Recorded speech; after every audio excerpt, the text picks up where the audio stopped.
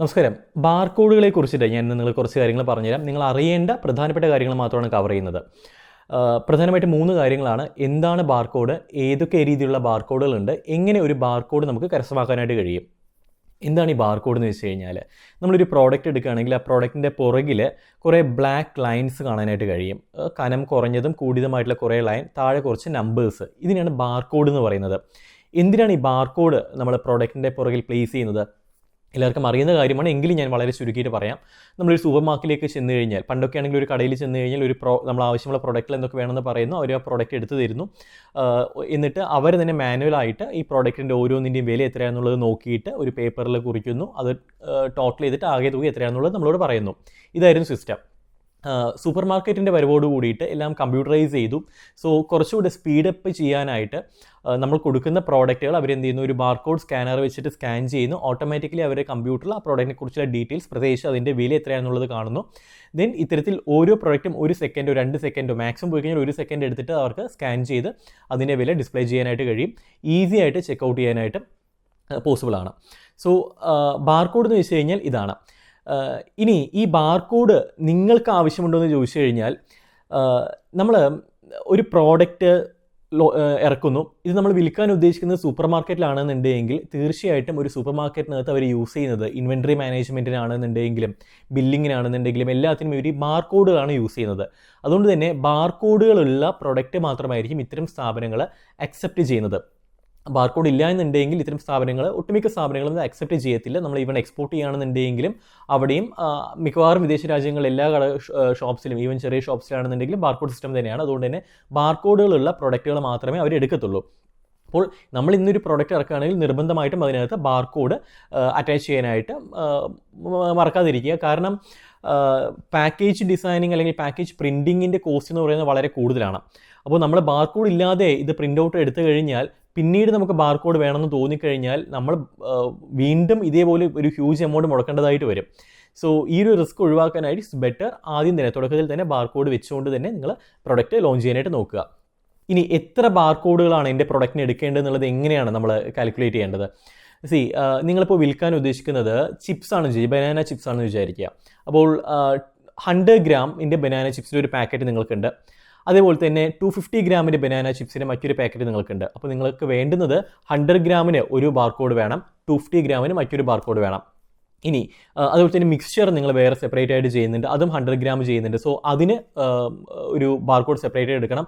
ആ mixture 100 gram അല്ലാതെ മറ്റ് ക്വാണ്ടിറ്റിയിൽ ഇറക്കുകയാണെന്നുണ്ടെങ്കിൽ അതിനും ബാർകോഡ് വേണം.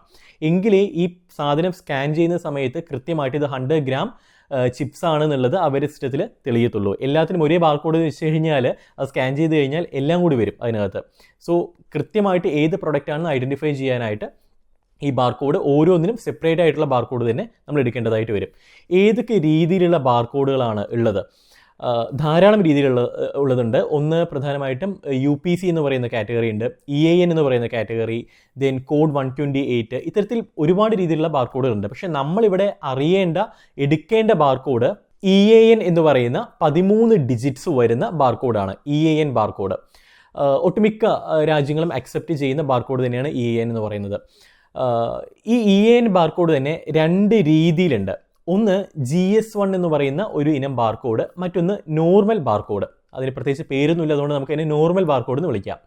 ഒന്ന് GS1.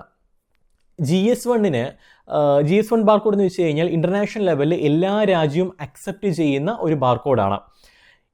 നോർമൽ ബാർകോഡ് എല്ലാ രാജ്യങ്ങളും അക്സെപ്റ്റ് ചെയ്യണമെന്നില്ല, പക്ഷേ നമ്മുടെ ഇന്ത്യക്കകത്ത് മിക്കവാറും എല്ലാ സ്ഥലങ്ങളിലും അക്സെപ്റ്റ് ചെയ്ത് മിക്കവാറും ആളുകൾ യൂസ് ചെയ്യുന്ന ബാർകോഡാണ് നോർമൽ ബാർകോഡ് എന്ന് പറയുന്നത്. EAN ബാർകോഡിൻ്റെ ഒരു പ്രശ്നം എന്താണെന്ന് വെച്ച് കഴിഞ്ഞാൽ 2 കാര്യങ്ങളുണ്ട്. ഒന്ന്, ഇത് മിനിമം നമുക്ക് 100 ബാർകോഡ്സ് ആയിട്ടേ പർച്ചേസ് ചെയ്യാനായിട്ട് കഴിയത്തുള്ളൂ. അതിന് തന്നെ അത്യാവശ്യം എമൗണ്ട് വരും. ഒരു 45,000 പ്ലസ് എമൗണ്ട്, 45,000 രൂപയിൽ കൂടുതൽ എമൗണ്ട് വരും, പ്ലസ് GST വരുന്നുണ്ടാവും. ആൻഡ് അത് ഇയർലി റിന്യൂവൽ കൂടിയാണ്, വർഷം നമ്മളത് റിന്യൂ ചെയ്യേണ്ടതായിട്ടും വരും. ഇനി നോർമൽ ബാർകോഡിലേക്ക് വരികയാണെന്നുണ്ടെങ്കിൽ ഈ റിന്യൂവൽ വരുന്നില്ല, 1 ടൈം പർച്ചേസ് ആണ്. അത് സിംഗിൾ ബാർകോഡായിട്ട് വേണമെങ്കിൽ നമുക്ക് കിട്ടും. അപ്പോൾ നിങ്ങൾ വളരെ കുറച്ച് പ്രൊഡക്ട്സ് മാത്രമാണ് ഇറക്കുന്നതെന്നുണ്ടെങ്കിൽ, ഒരു 5-6 പ്രൊഡക്ട്സ് ഒക്കെ ഇറക്കുകയാണെന്നുണ്ടെങ്കിൽ നിങ്ങൾ നോർമൽ ബാർകോഡ് തന്നെ വാങ്ങിക്കോളൂ.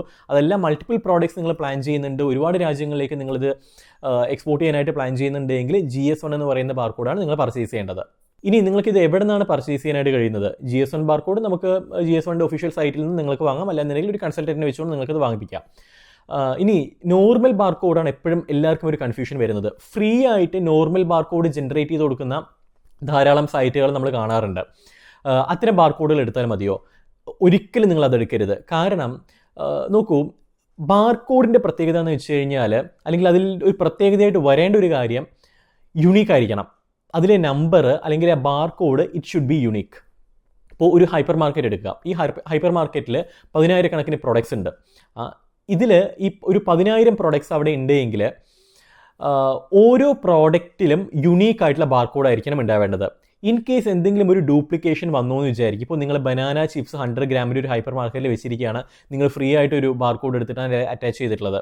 ഈ ബനാന ചിപ്സ് ഇവർ സ്കാൻ ചെയ്യുന്ന സമയത്ത് ഓട്ടോമാറ്റിക്കലി ബനാന ചിപ്സ് മാത്രമായിരിക്കില്ല കാണുന്നത്. ഒരുപക്ഷെ ഇതേ നമ്പറിൽ തന്നെ മറ്റേതെങ്കിലും പ്രോഡക്ട്സ് ഒന്നോ അല്ലെങ്കിൽ അതിൽ കൂടുതലോ ഉള്ള പ്രോഡക്ട്സ് ആ സൂപ്പർ മാർക്കറ്റിൽ ഉണ്ടാവും. അവരും ഫ്രീ ആയിട്ടായിരിക്കും എടുത്തിട്ടുണ്ടാവും. അപ്പോൾ സ്കാൻ ചെയ്ത് കഴിഞ്ഞാൽ ഈ പ്രോഡക്ട്സ് എല്ലാം കൂടി അതിനകത്ത് വരും.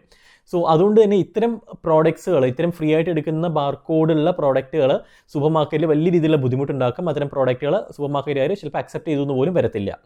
അപ്പോൾ എപ്പോഴും എടുക്കുന്നത് ജെന്യൂൻ ആയിട്ടുള്ള സോഴ്സിൽ നിന്നും ഒരു 99% ഒരു ജെന്യൂനിറ്റി ഒരു ബാർകോഡിന് വേണം. അത്തരത്തിലുള്ള സോഴ്സിൽ നിന്ന് മാത്രം ബാർകോഡുകൾ നിങ്ങൾ പർച്ചേസ് ചെയ്യാനായിട്ട് നോക്കുക. ഫ്രീ ആയിട്ട് നിങ്ങളത് വാങ്ങരുത്. കാരണം വൺ ടൈം പർച്ചേസ് ആണ്, പിന്നീട് നിങ്ങൾക്കത് റിന്യൂവൽ വരുന്നില്ല.